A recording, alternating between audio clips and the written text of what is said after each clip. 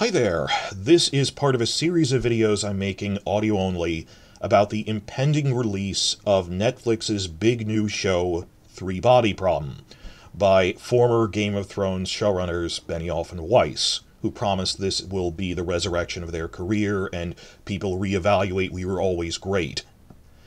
Well, I've made other videos going over the advanced interviews they did a month ago in THR, but in the past week, there have been advanced screenings for critics, and the initial reviews that came out were notably very mixed. And it's not just me saying this. Other news sources have been remarking on that they're polar opposites. And not just, oh, these are the clickbaity ones. I mean, Variety gave a glowing review, whereas THR itself and The Wrap and Rolling Stone gave incredibly negative reviews. The truth is probably somewhere in between. But it's not just me, like Screen Rant's pointing out that they're bizarrely divided. Among the fandom, In Deep Geek really made a big Twitter post about it. It is bizarre how varied these reviews are. They run the gamut from, well, Rolling Stone was really negative, Variety was really positive. I'm going to link the THR one, because I honestly think that was the most even-handed one, because the other ones are just talking about it in general terms. But if you actually read it with the magic power of reading comprehension and try to parse specific details they're talking about, THR's write-up actually gave the most details and nuance of these were specific points they were talking about. They didn't say, oh, this was the worst character ever. They said just this was kind of a flat character, but it went into actual detail with citations of these are things that worked or didn't. But even the really negative ones I'm not going to get into. Originally I was going to post quotes of all of these, but the show is coming out tomorrow, and if I gave every quote it would be an hour long, so it makes more sense to actually just watch it now. This is an advanced thing, trying to keep this short. Even the really negative ones said there were no obvious giant cringeworthy scenes in this. If you're waiting to watch this for there's going to be this big Danny kind of forgot about the Iron Fleet moment or something on that scale of this is just slap your palm to your forehead, face palming, this is so ridiculous. It wasn't, there was no one moment. But that on a more subtle level, the general picture we seem to get from reading all of these advanced reviews is that they couldn't really elevate what was fundamentally not the kind of material that normally fuels a major drama series.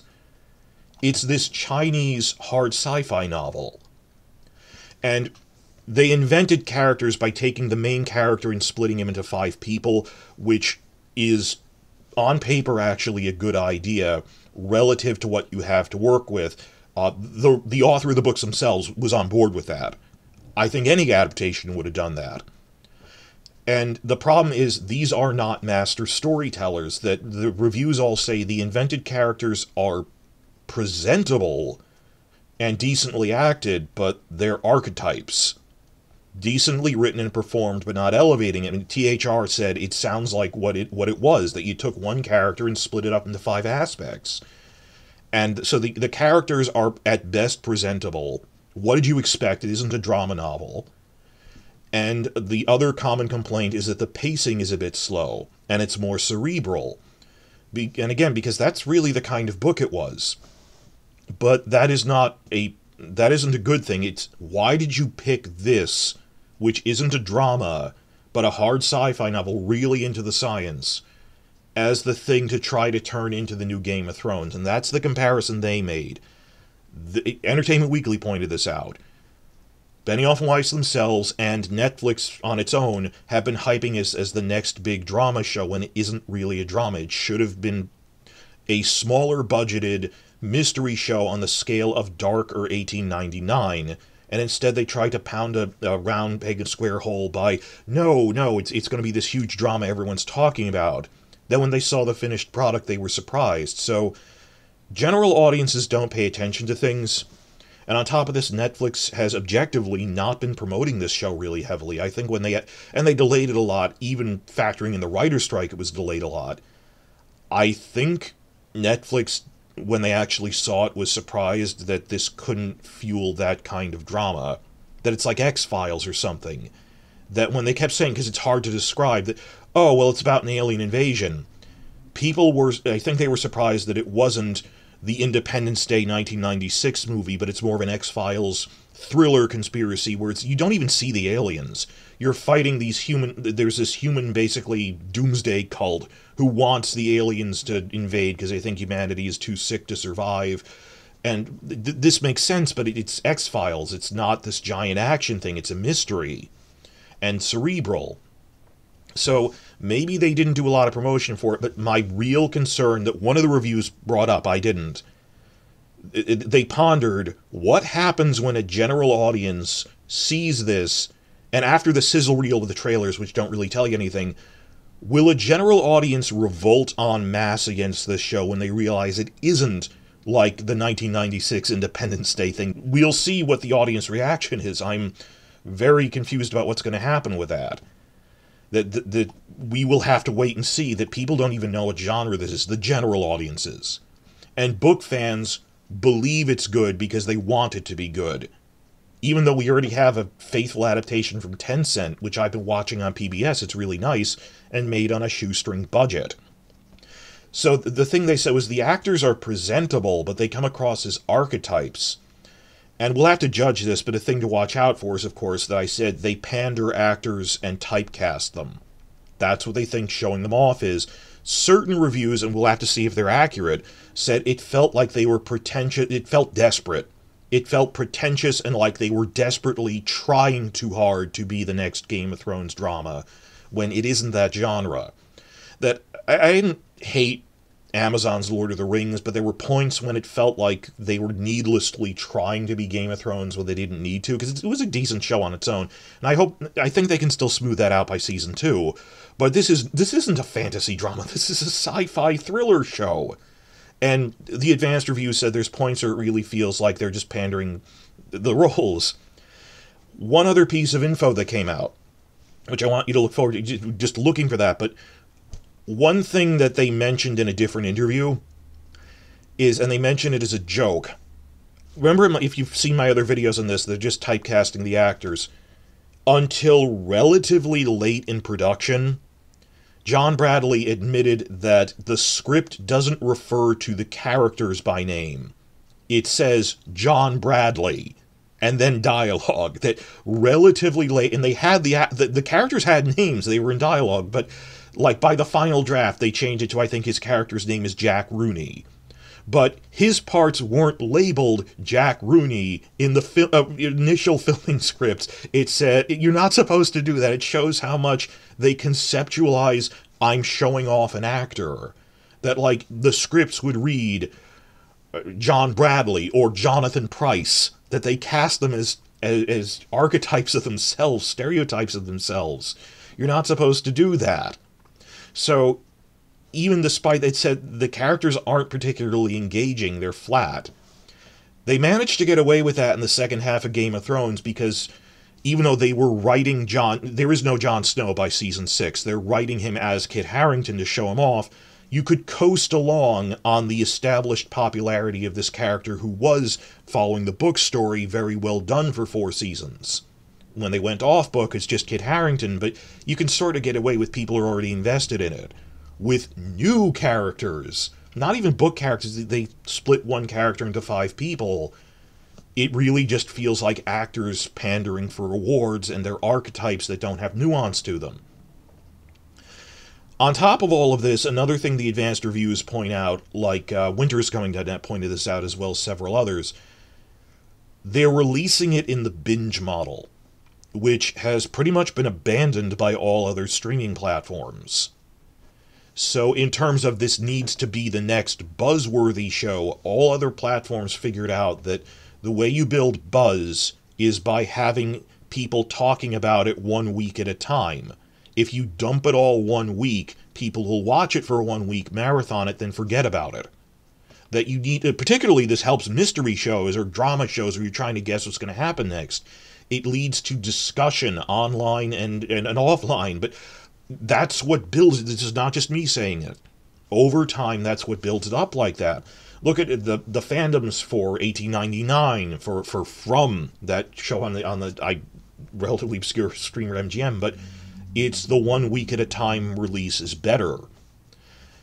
So I've seen some reviews specifically pointing out, for a mystery show like this, some of it is episodic, even though it's a novel. Like, you could have released this week to week, but maybe Netflix panicked and thought that, my thing is, when Netflix actually saw the finished product, I think they realized, dear God, this isn't an Independence Day style action drama. It's a mystery thriller with a very slow pace.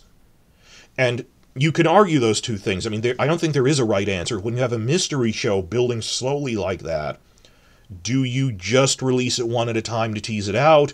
Or, no, a general audience wouldn't like it. We have to release it all at once. If they watch through episode 3, they'll get to it. Some of the reviews said the first 2 episodes are particularly slow. It kind of picks up by episode 3 through episode 5, then slows down again. I don't think there was a right answer, and releasing it in the binge model was probably the lesser of two evils, but that won't help. This isn't going to be this 8-week stretch where people are talking about this. And I think that a month from now, 4 weeks from now, Amazon's Fallout is coming out, and people then will totally forget that this show even existed, which was meant to be a hit on the scale of Fallout, which will instead be released in batches episodically. When we look back at the end of spring of what was the big show of the spring, Fallout will totally dominate this much more than, well, Three Body Problem. We dumped it all one weekend. That might also explain why they weren't, advertising it a lot. That I think Netflix is kind of hedging its bets once they actually saw the finished thing. It is not a sign of confidence that they didn't promote it enough and that you're releasing it in the binge model because you were afraid it was too boring. Which, in turn, brings up things we heard. Again, I wanted to do this as a full hour, but be too long, and it's coming out next week. I'm sorry, I'm rushing. When we got the second advanced screening, the first one was this screener event they did. The second one was at this convention in Lille, France. It was in France. They had this European screening, where it's an all-day screening. They screen all 8 episodes.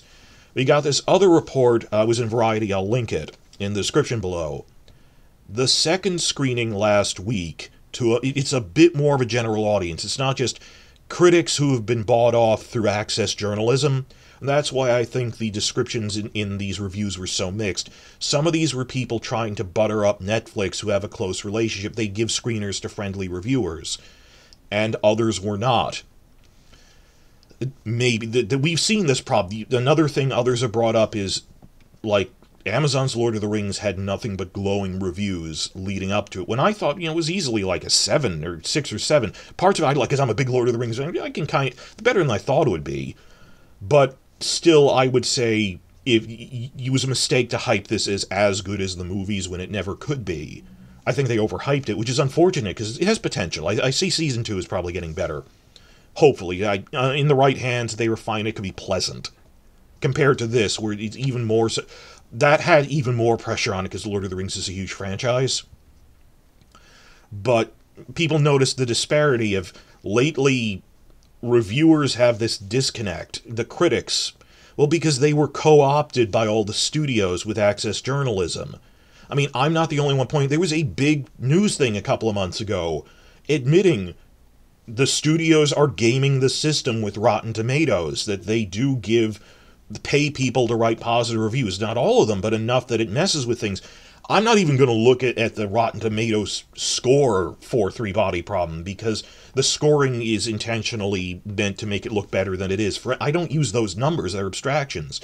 I use it as a review aggregator of, okay, these are reviews by all the major things, and then I actually sit down and read them looking for context. Like, assigning some arbitrary number is meaningless. So we know some of the critics were co-opted, but at this big second preview screening in Europe, to a slightly larger audience, because it's a film festival. So it's not just private screeners, but a film festival in Lille, France. And it was an all-day marathon. Variety had this article reporting a lot of people walked out on the marathon by around the second episode, because it was really boring and slowly paced, and the characters weren't engaging.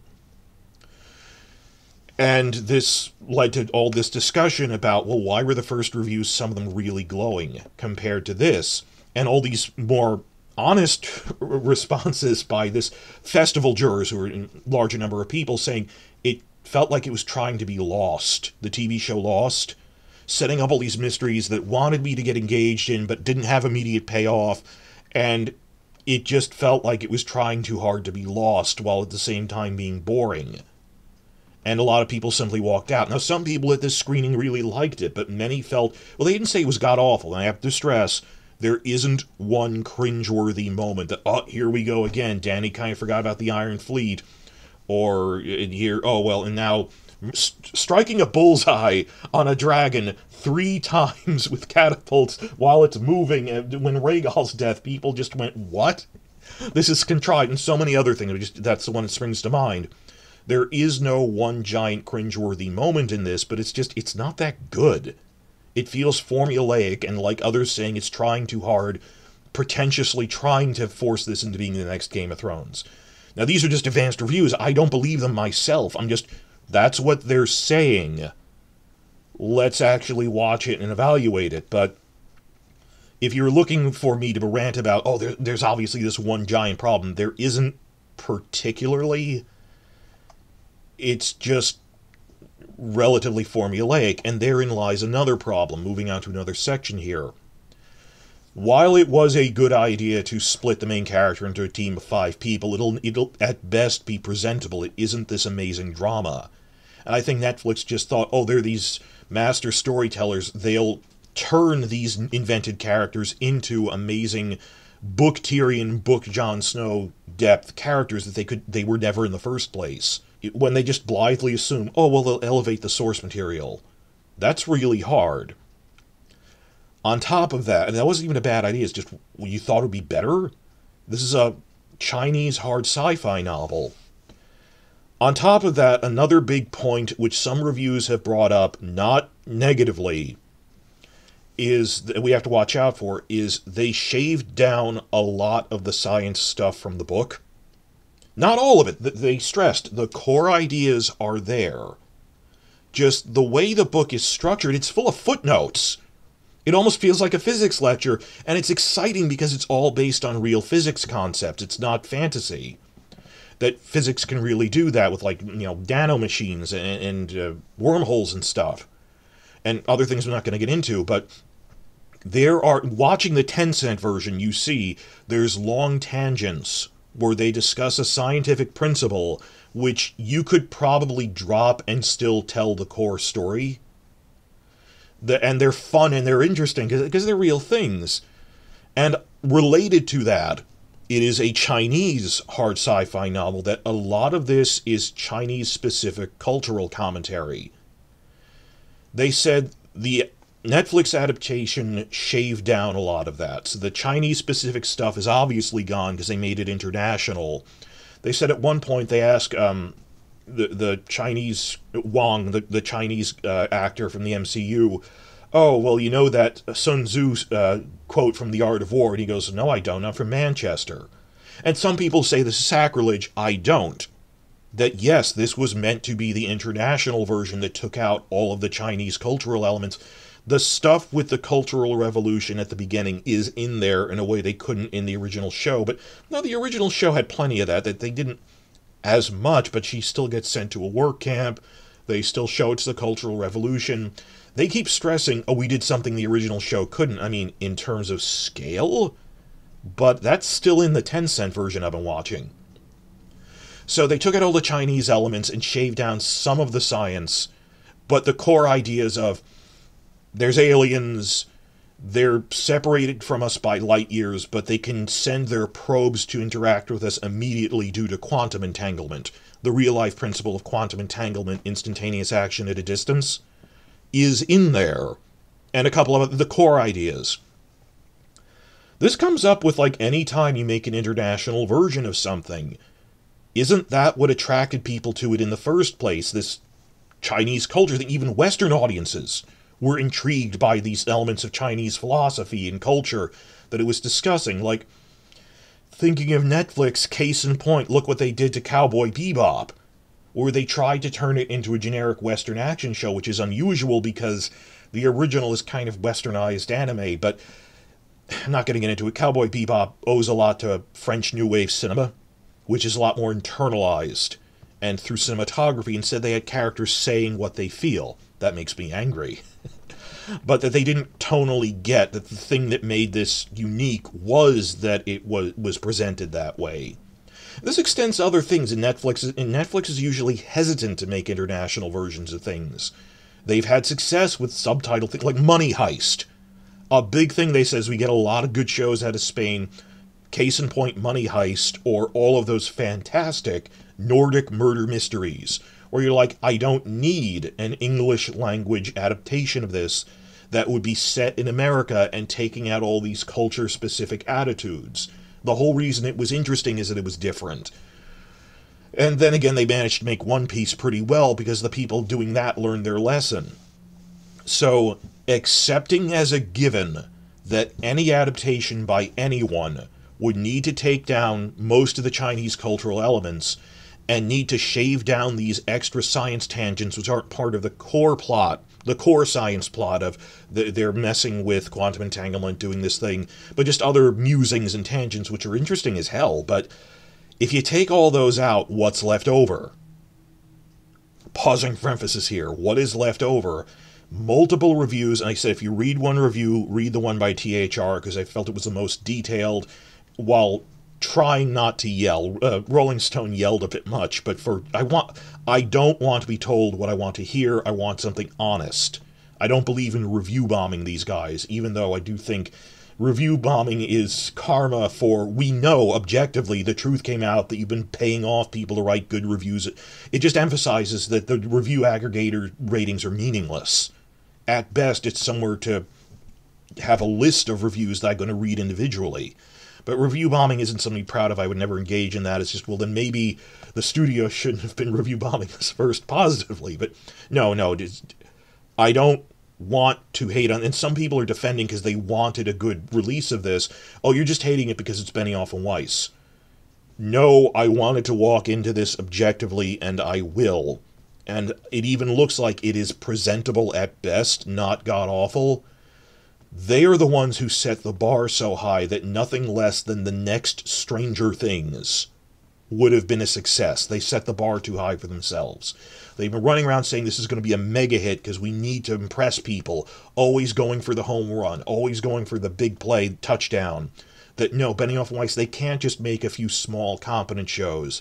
They needed this giant big budget thing to reestablish themselves, which they're not really capable of, and which the source material isn't. So the point is, just three things here. It is a Chinese hard sci-fi novel with relatively flat characters because it's hard sci-fi. Not a criticism of the book, but of why would you turn this into a show? Point two, there's a lot of those interesting science tangents would always need to be cut from an adaptation because they're unfilmable.